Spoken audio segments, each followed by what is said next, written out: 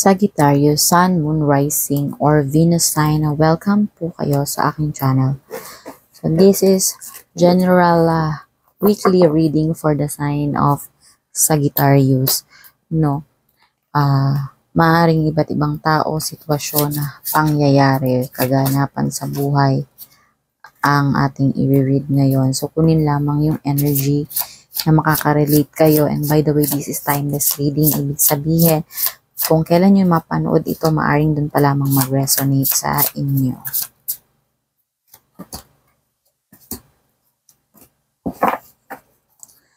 So, Queen of Cups. Ngayon ay ikaw ay komportable na. Meron ng peace of mind. May healing ka na, emotionally healing. Stable ka na mag-isip ngayon. Yung feeling mo, ganyan. Marunong ka nang makiramdam, marunong ka nang emphatic ka na, yung nafe-feel mo na rin yung nararamdaman ng ibang tao, gano'n, nagmamatured ka na ngayon sa nararamdaman mo at nang nasa paligid mo, gano'n.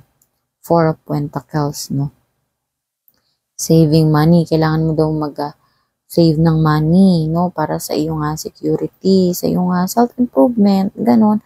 Para kung meron kang gustong bilhin, or may kailangan kang bilhin para sa sarili mo lang, meron kang mahuhugot. So, mag-save ka daw ng pera mo. Gano'n, Or maybe, yung iba sa inyo kailangan ng conversation. So, baka meron kang kailangan i-reach out. Kailangan mo mag-reach out. Something sa person mo, sa magulang mo ba yan? Or sa kailangan mong kausapin. Gano'n, Ganon nagkaroon ka daw ng solid foundation.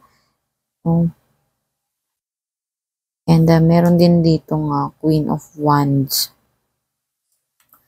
Yung iba sa inyo dito parang may confident, merong tapang, merong focus, merong determinasyon, siguro haharap ka ngayon siguro sa maraming tao or meron kang kakausapin. Kaya meron kang tapang or meron kang haharapin or siguro yung iba sa inyo estudyante dito siguro magpapasokan na, ganyan, or yung iba is ongoing na yung pag-aaral, so baka may reporting, ganyan. So ngayon daw is may confident ka daw or kailangan mo ng confident, ng tapang, ganong independence, na kailangan mo ng focus, ganon, and determination, and saya din. Kailangan mo doon ng saya sa buhay. Siguro baka meron ka din gagawin ngayon, something business, job, career opportunity, So kailangan mo ng mga ganon sa buhay mo ngayon, para maging successful ka, ganon. Para meron kang attainment. Meron kang 5 of Cups dito. May iba sa inyo dito parang may loss, may sorrow, ganyan, may moving on, naghahanap ng peace, masyadong nakapokus doon sa mga nawala or nasayang, merong pinagsisisihan, gano'n, naghahanap ng forgiveness, gustong patawarin siya or gustong magpatawad, gano'n. Merong ganong nafe-feel sa inyo dito. Kumatal yung baraha. The Emperor. So, merong siguro yung iba sa inyo dito naghahanap ng ng respeto. Naghahanap ng respeto. Or gusto nyo na parang pakinggan kayo, or gusto nyo na parang kayo ang may control, o ikaw yung in charge sa ganito. Parang nakikita ko dito parang gusto nyo this week is something kayo yung masunod, ganon, parang gusto nyo na kayo ang pakinggan, yung idea ninyo ang pakinggan this week, kaya masyado kayong hot and fiery.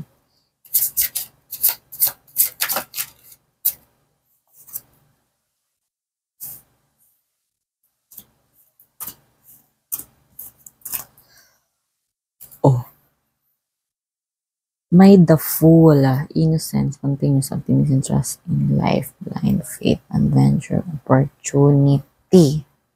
So, cut. No?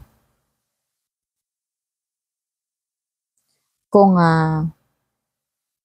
naghahanap ka ng respeto ngayon or ng leadership or ganyan, baka sa mabilis na panahon lang din is magbago yon na kumbaga mag-turn over ka din. Kumbaga parang gusto mo ngayon is ikaw ang masunod pero baka kinabukasan or bukas makalawa is parang ayaw mo na ng responsibilidad. Consciousness tong the full consciousness mo to no? Or pwede nakikita ko dito in relation dito kung sa ngayon is parang may control ka, may compassion ka, is pwedeng hindi mo ulit yun gawin sa mga particular na bagay. Kumbaga, meron kang maging one-sided ka lang ulit. Ganon. Or something merong new beginnings na naman dito. Ganyan. Pwedeng maiba yung meron kang pinlano ngayon. Or meron kang paplanuhin.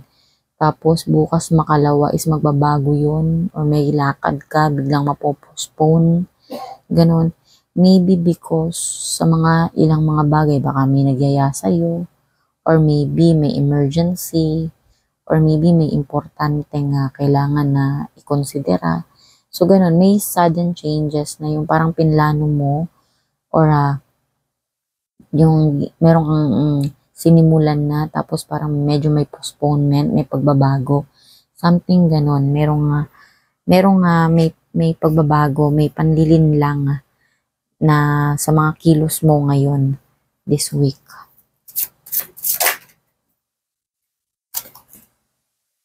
Nine of Wands, meron kang pinaglalaban no, meron kang persistent na parang gusto mo, dito ka lang talaga, gusto mo ito lang yun.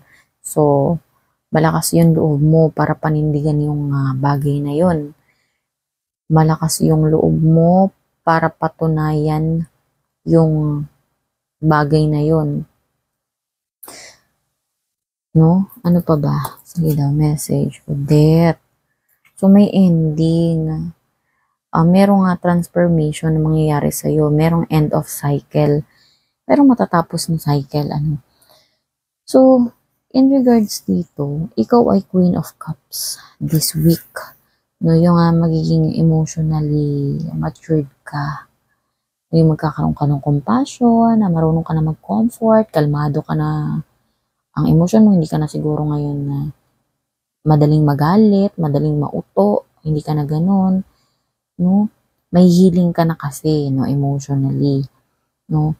Pero, pagdating dito, sabi, mag-save ka din daw, pentacles naman to from emotion, from water sign, no? Pagdating naman sa kaperahan mo, is mag-save ka daw ng money mo, ng pera mo, no? Huwag ka daw masyadong magastos, ganon.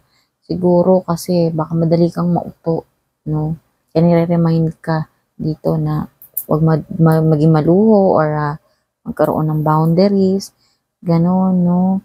And maging confident ka daw, no? Na humindi, no? Magkaroon ka ng tapang humindi, no? Para maprotektahan mo yung energy, no? Napapasok sa'yo or ng something ng mga kaperahan ba or ng ipon mo. No, siguro, meron din sa pagtanggi mo, meron na panghihinayang, baka hindi ka din makatanggi, so parang manghihinayang ka, na baka iniisip mo na lumayo sila sa'yo or pwedeng lumayo sila sa'yo sa pagtanggi mo, ganon. Pero gusto mo na ikaw yung masunod or gusto mo ikaw pa rin yung may control, ikaw yung sundin sa mga bagay-bagay na gusto mong mangyari, ganun. Naghihingi ka ng authority. Pero, merong the Fool dito. Nag-pause muna. Pwedeng mabago din naman yung mga pag-iisip mo ngayon, yung mga pinaplano mo. Meron ka sigurong pinaplano, ganyan, no, sa mga iba't ibang mangyari o sitwasyon or ano man yan, maaring mapostpone yun or mabago yun, no? And magkakaroon ka ng courage, magkakaroon ka para dun sa pinaglalaban mo. Yung iba sa inyo may pinaglalaban nga, magsiset ka ng boundary para maprotektahan yung iyong pinaniniwalaan, no? Para hindi ka ma-stumble, para hindi ka ma-confused, ganun. Para doon ng alignment mo doon sa pinaglalaban mo. And with the death card, no, may endings talaga, may magtatapos na cycle, may transition, no, may transformation, yung parang bagong idea mo, dating hindi ikaw, pero dahil nag-transform ka, parang ibang tao ka na ulit, o dahil sa pag-iisip mo, iba ka na kumilos, iba ka na mag-isip.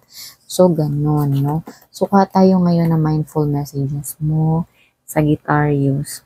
No, yung mga kailangan mong isipin, no, isaalang-alang ngayong week. Self-appreciation, no? I-appreciate mo din daw yung iyong sarili. I will find a moment throughout the day that I can dedicate to myself, no? Maghanap ka daw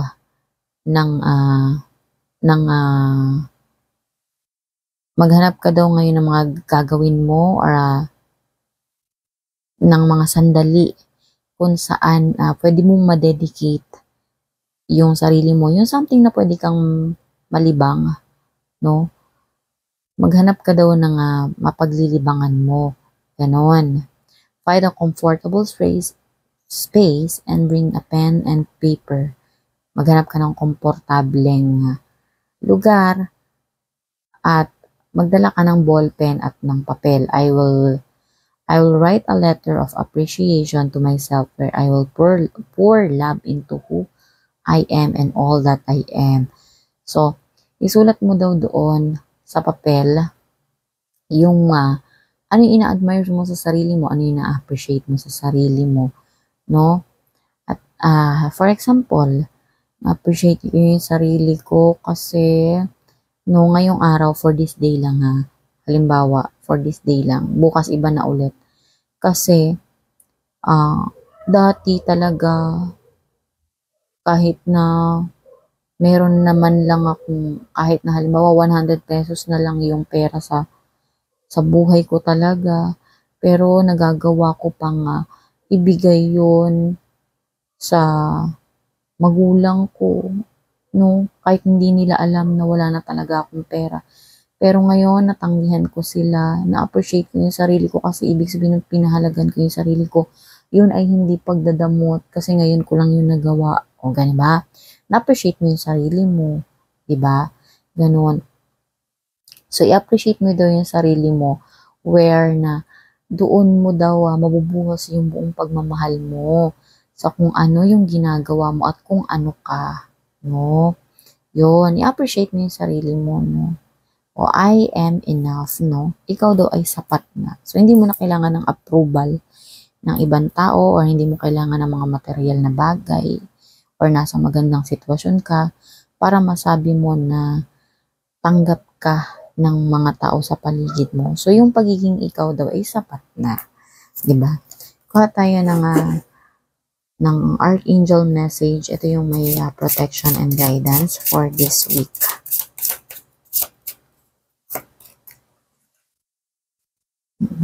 Archangel Celeste. A happy move to a new home or place of employment is in the works. This movement will usher in positive energy. So, meron siguro iba sa inyo dito lilipat or maybe dahil nga meron ka dito nga rebirth, yung endings nga, yung transition, no? Sabi dito ni Archangel Celeste, no, yung pag-alis mo daw, yung pagkakaroon mo daw ng masayang pag-alis, no? Maybe home ba yan or bagong place ba yan or maybe new mindset nga ngayon ay magkakaroon ng kilos, ano, ng improvement, ang paglago, ano. Yung kilos na yon ay magbibigay sa iyo ng tibuhan ng bagong energy. Magbibigay sa'yo ng good vibes. Basta maging masaya ka lang dun sa new mindset mo. So, susunod na yon na yung mga new, yung mga good vibes, good moods, ganon. No, basta maging happy ka lang daw. No? Susunod na yung mga bagay-bagay sa paligid mo. So, yun sabi ni Archangel Celeste. So, yun lamang yung reading sa'yo sa Guitarius. Kung nagustuhan mo yung reading sa'yo for this day, so please consider subscribing my channel. Thank you.